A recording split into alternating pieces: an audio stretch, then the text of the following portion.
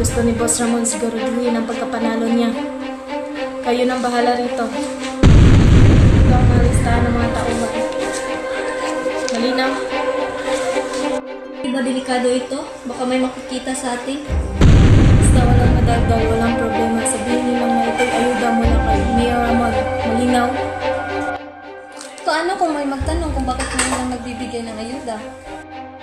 Yan ang problema nila, hindi atin. Ang mahalaga, tanggapin nila ang pera at bumoto ng tama. Malinaw?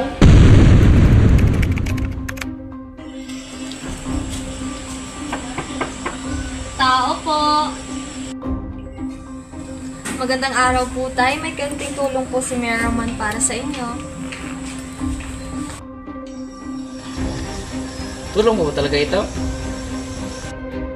Sige na, kunin mo na tayo. Hindi naman kami nananakot. Basta tandaan nyo na si Mayor Ramon ang tumutulong sa inyo. Boto? Kapalit ng pera? Ang boto ay hindi dapat ipinagpapalit sa pera dahil ito ay karapatan at tungkulin bilang mamamayan. Ang vote buying ay isang sinyalis ng katiwalian kung ngayon pa lang nanladaya na sila paano pag sa oras na sila'y manalo. Ang isang matinong pinuno ay hindi kailangang bumili ng boto. Integridad at mabuting hangarin ang siyang dapat maging puhunan sa eleksyon. Ang pagbebenta ng boto ay pagbebenta rin ng ating kinabukasan.